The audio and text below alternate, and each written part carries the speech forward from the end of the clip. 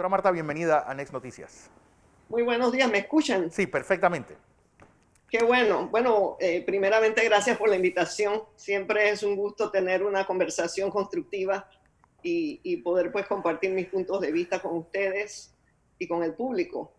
¿Quieres que comencemos con el tema de vacunas, me imagino? Obligatoriedad de la vacuna.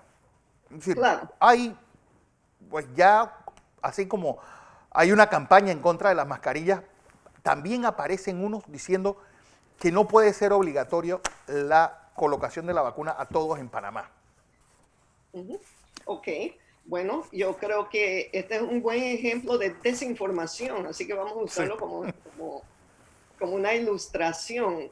Yo no sé realmente dónde salió ese tema de la obligatoriedad, porque precisamente uno de los pasos preliminares, ¿verdad?, para traer cualquier vacuna a Panamá, es la oportunidad que podamos tener los panameños de participar en alguno de los ensayos clínicos. Y es precisamente allí que voy a hacer alusión al término, Fernando, que usaste de conejillo de Indias.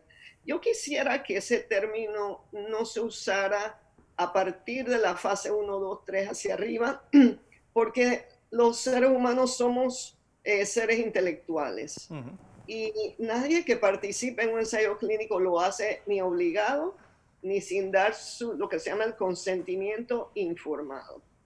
Entonces, ¿qué quiere decir eso? Que para cada voluntario, y miren, subrayo voluntario porque la persona lo hace porque está de acuerdo, se le explica las dosis que se le van a administrar, qué efectos podría tener adversos, porque la mayoría de las personas que tienen algún efecto adverso es la localización, la inyección, enrojecimiento, dolor, etcétera.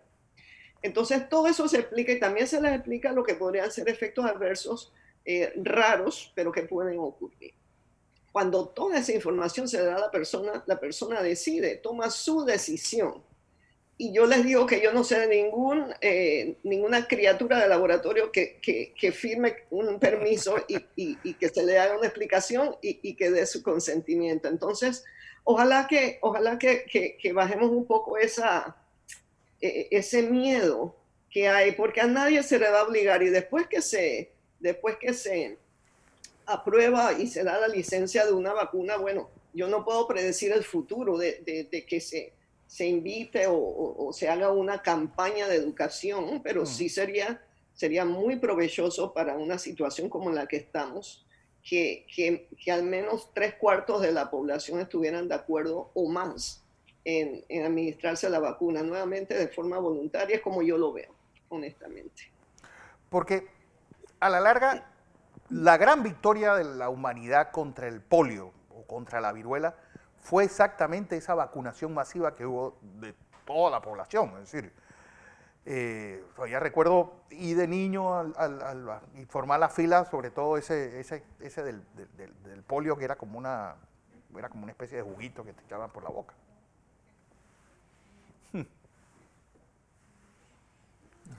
Y eso fue lo que hizo, yo creo que el gran éxito de esas vacunas fue la masificación de ellas. Y la pregunta es, ¿ocurrirá lo mismo contra la del COVID? ¿Es efectiva al punto de que se vacune a toda la población?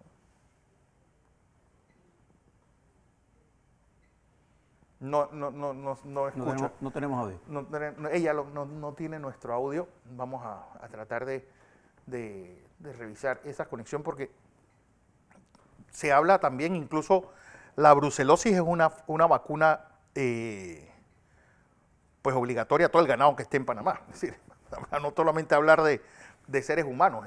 Y yo creo que la efectividad de esta vacuna va a estar en la vacunación masiva.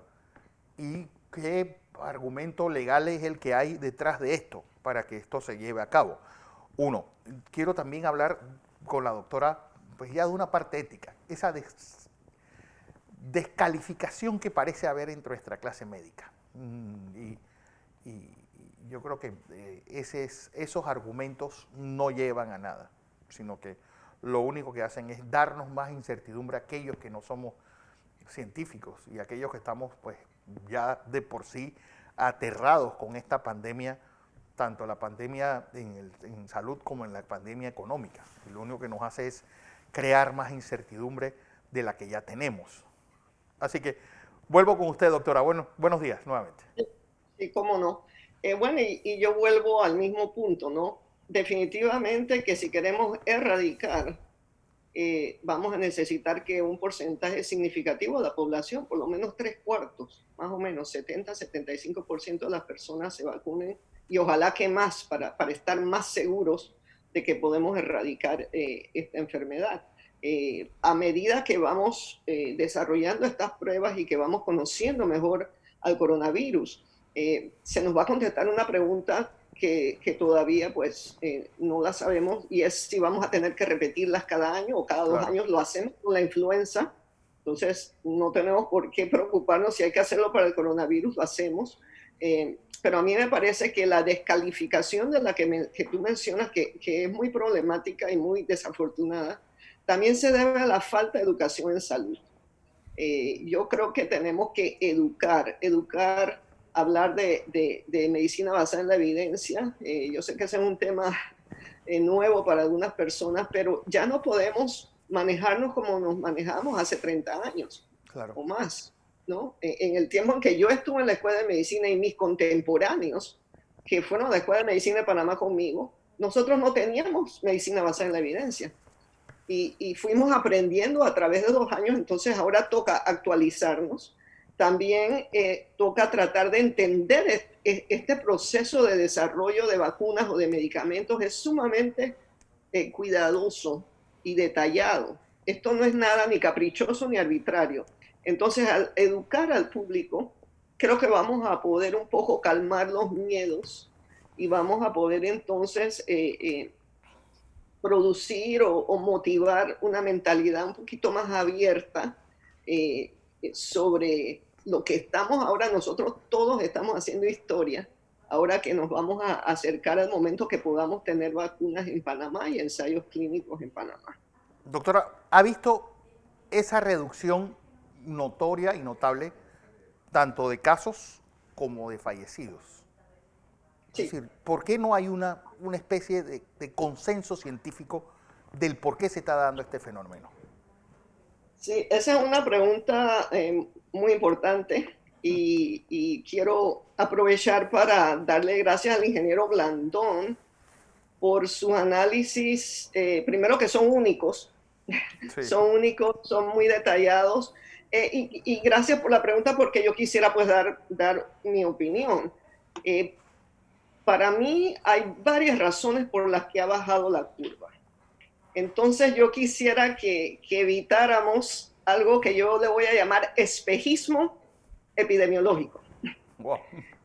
Espejismo porque estamos viendo esa disminución y nuevamente la curva de ingeniero Blandón, no hay nada que discutir.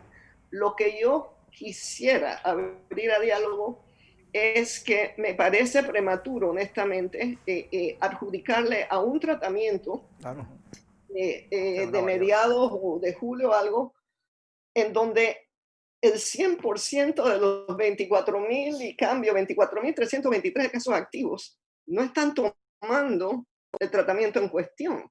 Entonces, yo quiero aprovechar la oportunidad para ver si el ingeniero Blandón pudiera, en sus análisis que está haciendo tan concienzudamente, de pronto invitar a un registro que nos den. O sea, yo quiero saber cuántos panameños, a cuántos se les ha dado, por ejemplo, la hidroxicloroquina, sí, porque yo estoy segura que no se le ha dado a todo el país.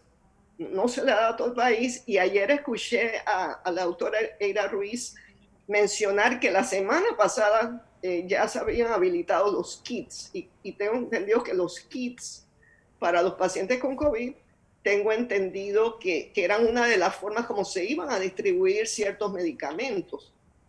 Entonces, ese es un punto. El segundo punto que quería hacer es, hablando de esos otros factores que el ingeniero Blandón dijo que es un grupo de factores. Para mí se instaló, tengo entendido, una cuarentena en fin de semana a partir más o menos de mediados de julio. 18 de julio al 25 de julio se fueron agregando zonas. Ya allí estamos haciendo un control de transmisión. Y lo otro que a mí me parece muy interesante y que ojalá no se le reste crédito porque es un esfuerzo bastante oneroso en cuanto a tiempo de personas es la trazabilidad. La trazabilidad comenzó también en julio y eso toma tiempo en verse un efecto. Entonces, yo lo que quiero invitar es que continuemos siendo objetivos. No le quitemos crédito a esfuerzos que se han hecho que no tienen nada que ver con medicinas. No le quitemos créditos a nuestros intensivistas, los héroes invisibles que han mantenido esa letalidad baja. Recordemos que el 80% de todos los que se enferman con COVID no necesitan medicamentos, nada más que se les traten los síntomas.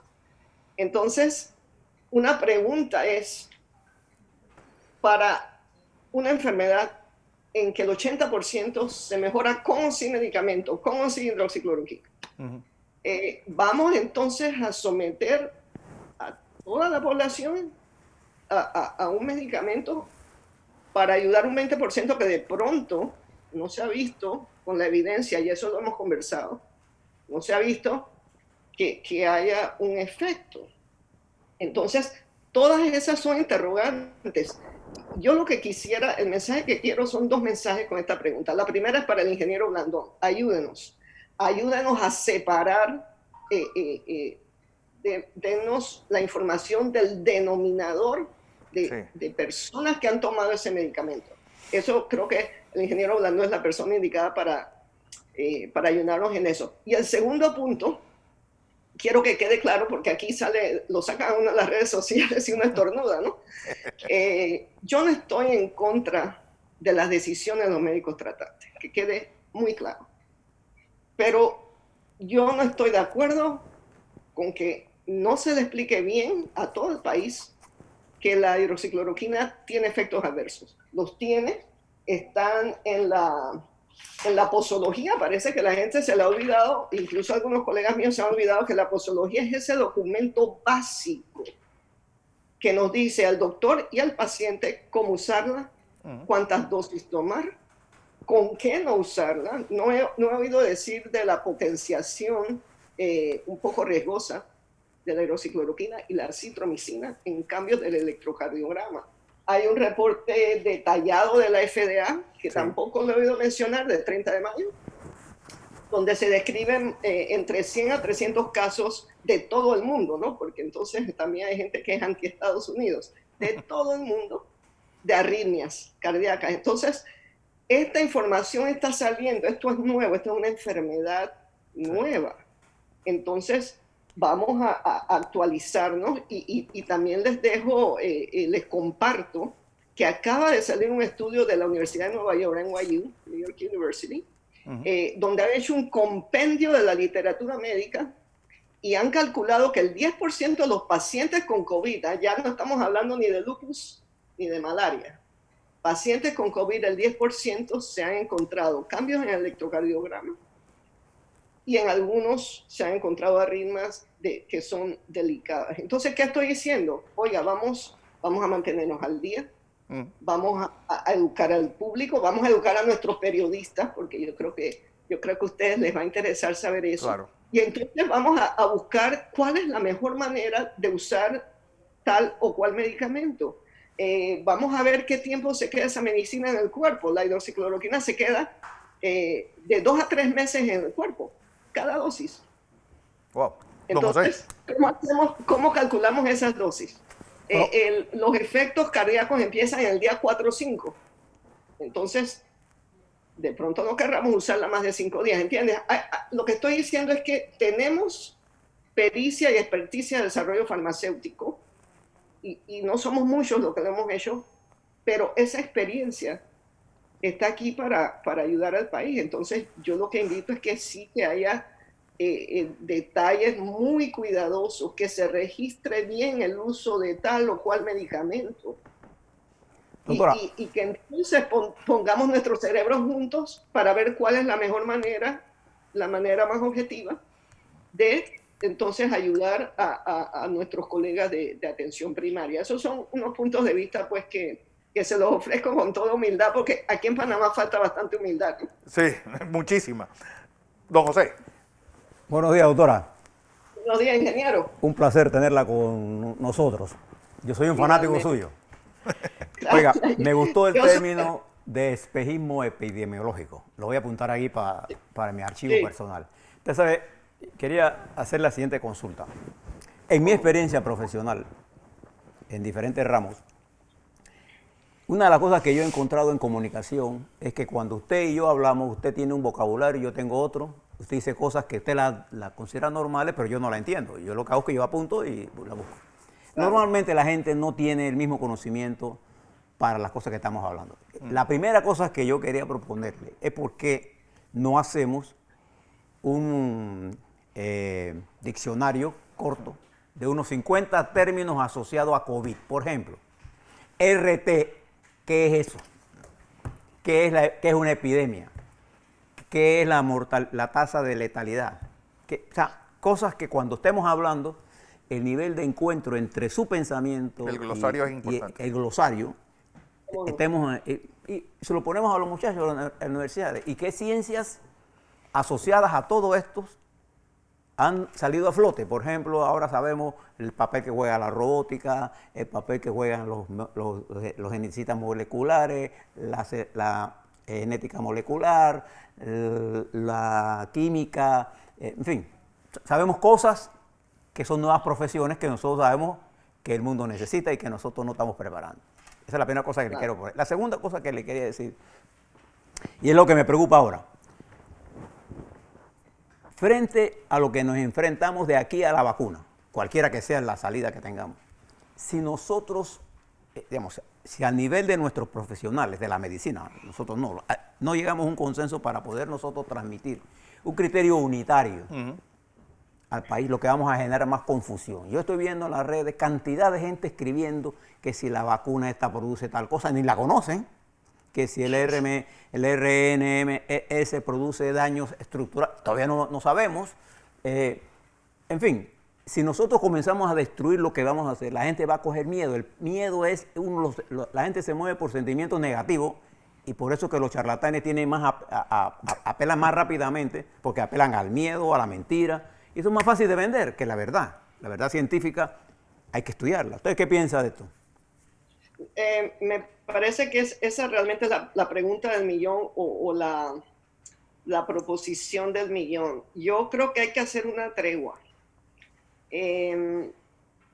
Los médicos tratantes tienen todo el derecho de usar su juicio clínico. Yo nada más los invito a que recuerden de educar al paciente, efectos adversos, etc. Sí.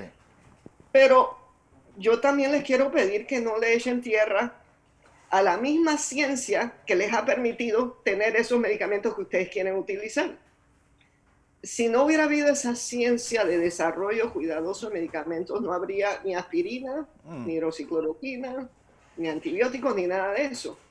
Entonces, si creemos en esa ciencia y queremos usar tal o cual tratamiento, entonces tenemos que ser de mente abierta y decir, ok, doctor tal tiene tanta experiencia tratando pacientes con COVID, pero nunca ha hecho un estudio de desarrollo farmacéutico. Entonces vamos a conversar. Vamos a conversar para que los que hemos tenido oportunidad de hacer eso, podamos dar de nuestra experiencia y podamos tomar ese tesoro de experiencia clínica y ver en qué dirección ir. Nuevamente, la medicina basada en evidencia tiene diferentes rangos de peso de los estudios y desafortunadamente los estudios de más peso y bien hechos, en el caso de hidroxicloroquina, que es lo que está de moda, no han demostrado ese beneficio. Entonces, claro, ya se ponen en guardia, ¿no? Hay muchísimos estudios, los que se llaman observacionales o retrospectivos, que han indicado una tendencia, algo prometedor. Pero esa tendencia prometedora no es lo mismo que comparar el medicamento en cuestión o la vacuna en cuestión contra un placebo. Recuerden que también de todas esas personas que ustedes les dan un medicamento, un tercio se va a mejorar, se lo den o no se lo den, con tal que usted les diga, este medicamento te va a hacer sentir mejor. Eso se llama el efecto placebo.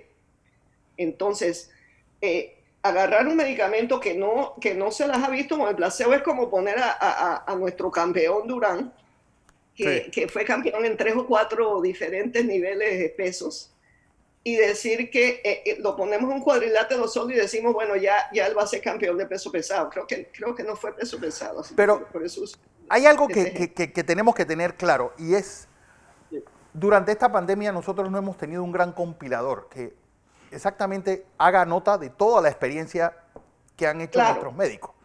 Sí, y claro. eso es lo que está haciendo que nosotros andemos dando palos de ciego, pues, y teniendo estas controversias porque no hemos llevado a cabo esa gran compilación y al final, pues lo que siempre te dicen los médicos, todo el vademecum tiene efectos secundarios. Sí, lo Claro, único que nosotros estamos revisando es que la medicina sea mejor que la enfermedad y no al revés. correcto. Pero a la vez, número uno, toda la razón. Ojalá que ya se empiece ya a hacer registros ordenados y protocolos de estudio ordenados. Cuando digo protocolos, son planes de estudio de un tratamiento en forma ordenada. Pero también no descartemos ni descalifiquemos la data más fuerte y de más peso que ya existe. O sea, no nos cerremos a que las cosas van a ser como a nosotros nos gusta. O sea, vamos a ver cuál es la experiencia en Panamá, pero vamos a ver cuál es. No generalicemos ahora todo el país de que una de 4 cosas, 4 intervenciones que yo veo que han ocurrido, 3 o 4 en julio, yo voy a agarrar la que yo estoy usando y decir que eso se aplicó en todo el país. Entonces, Fernando, lo que tú dices es la necesidad más urgente.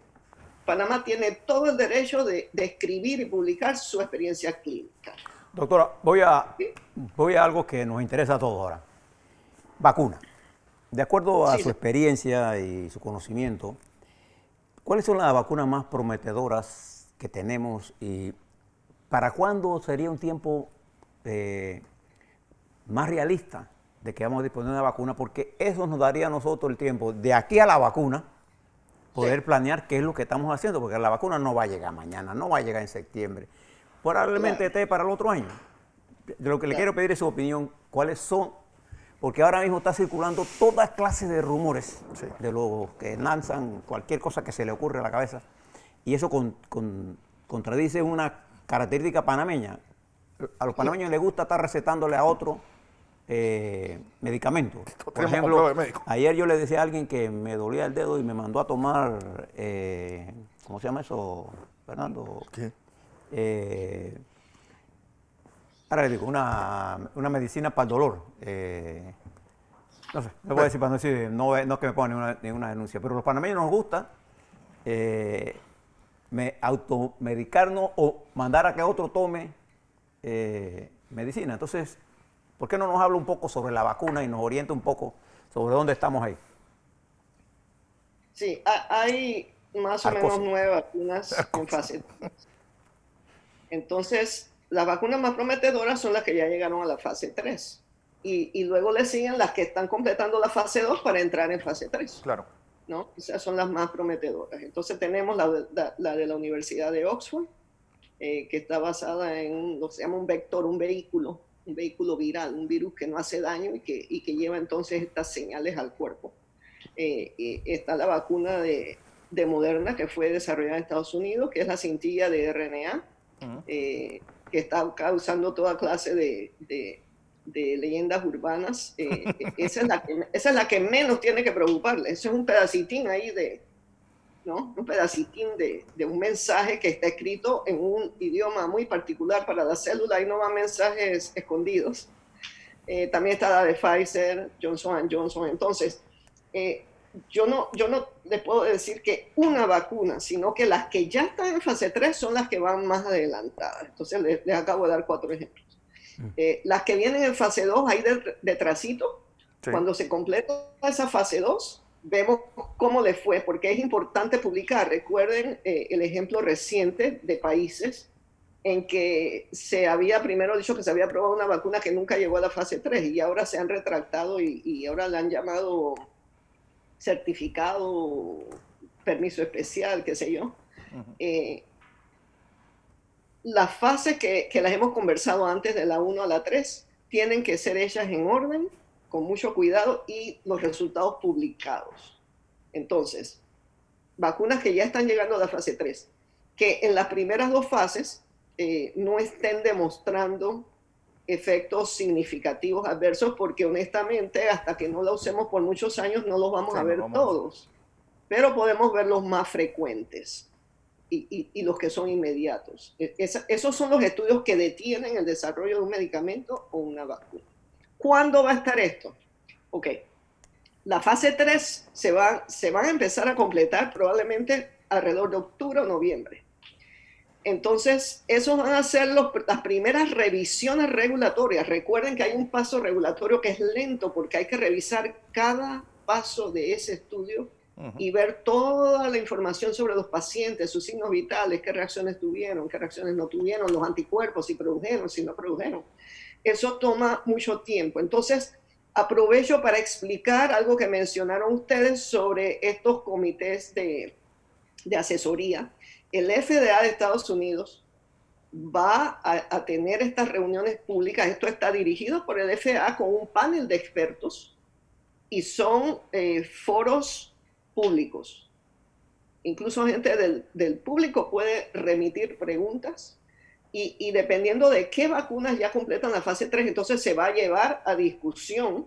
O sea, ellos están yendo a un nivel todavía más profundo de análisis. No es solamente el análisis que ellos van a hacer, van a abrirlo a expertos externos y al público.